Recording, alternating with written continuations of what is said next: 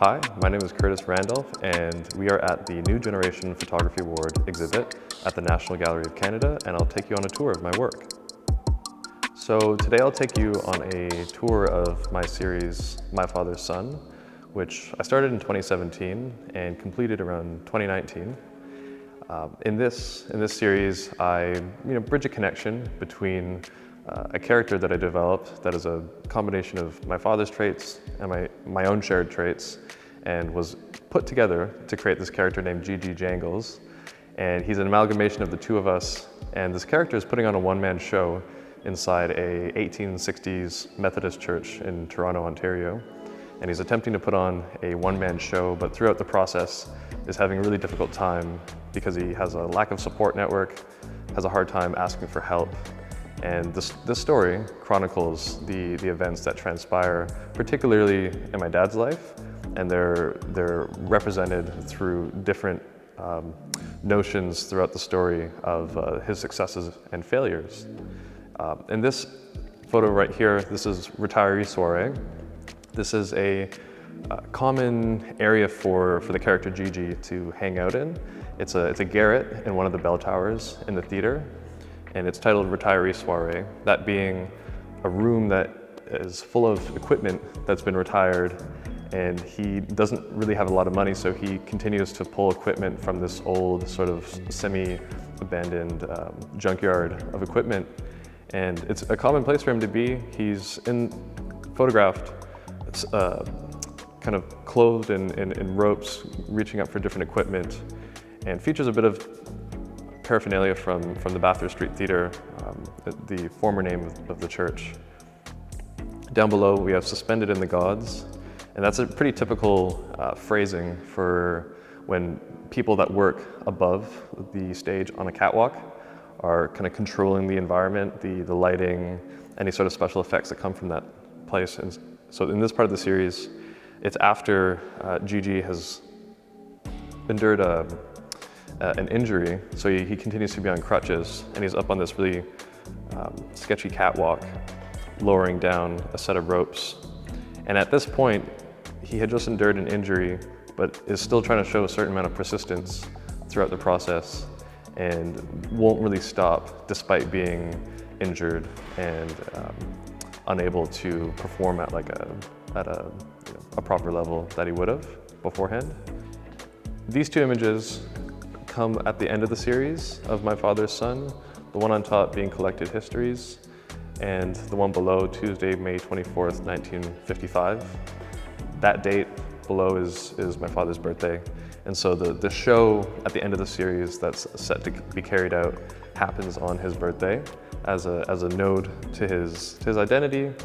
And the picture on top is the most straightforward collection of histories of my father's personal histories that are laid out on an old TV table with different mentions of his actual history through photographs, through pamphlets. Now, he was a ballet dancer, so we're able to get some paraphernalia from that time period that mentions his different acts that he performed in, photographs meeting the Prime Minister, and then other mentions of myself that were kind of thrown in with 2 cans of corned beef, which is like a favorite food of mine, anything canned, so that I kind of threw myself in there in that way. And on the TV, we have an image of Cab Calloway performing a show. And so it all kind of comes together because the series was originally was brought together by artists such as Cab Calloway, Bojangles. These are entertainers that my father really liked and was an inspiration to himself. And so the series was set during a time period that was more relevant to those types of mid-century or pre-mid-century performers. And that's kind of what made up the heart and essence of the time period that this took place in. Over here we have The Absence of a Catch Bar. We have Negro Poppins and Day Day. The Absence of a Catch Bar comes at the middle of the series when Gigi sustains a fall, and essentially this photograph, The Absence of a Catch Bar, represents a injury in my father's life where he had suffered a career-ending injury where he had shattered his pelvis. And so from every point forward in the series, Gigi was in crutches throughout the rest of the photographs. And that's kind of how I saw a bit of my father in ways. He was never able to fully recover really quickly from the injuries, and they definitely have lasting effects that kind of continued on throughout his career and his life. And so I personified that moment through Gigi falling off a 20-foot ladder on stage while he was setting up some lights, which ladders are dangerous and is a pretty common occurrence in workplace injuries. And then next we have Day Day. Now, this is one of the illusions that Gigi would put on during his shows. There's a number of illusions. Originally it was called Tall Boy Illusion, but it was switched to Day Day.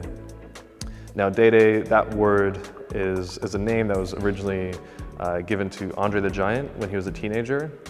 And that was his nickname because he was so tall, such a big figure. And Gigi was definitely inspired by this kind of mystery of a human being. And so he created this illusion which makes him look rather possibly 11 feet tall or so, like a really tall figure. One of his illusions. And the next one, Negro Poppins, is Gigi leaping off the balcony in the Bathurst Street Theatre onto a crowd of nobody, but into an array of seats. And this was how he imagined he would enter the stage during one of his performances. This picture specifically is kind of a way for me to see myself in history and try to bridge those gaps where I maybe didn't feel like I was able to see myself in like pop culture during a certain period of time. And so that's why I named it Negro Poppins, as well as made very apparent mentions to Mary Poppins in that era. And so I found that this one originally had a connection also to the Phantom of the Opera, because when I was photographing it, I was able to capture a shadow that was kind of haunting in a similar way. And Gigi is kind of the Phantom of the opera in his own way, because he lives in the theater, he produces work in the theater.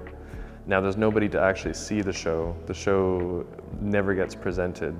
And it's almost like a fictitious reality that he's just living in and continuing to broadcast for the sake of just his own desire to, and maybe ego.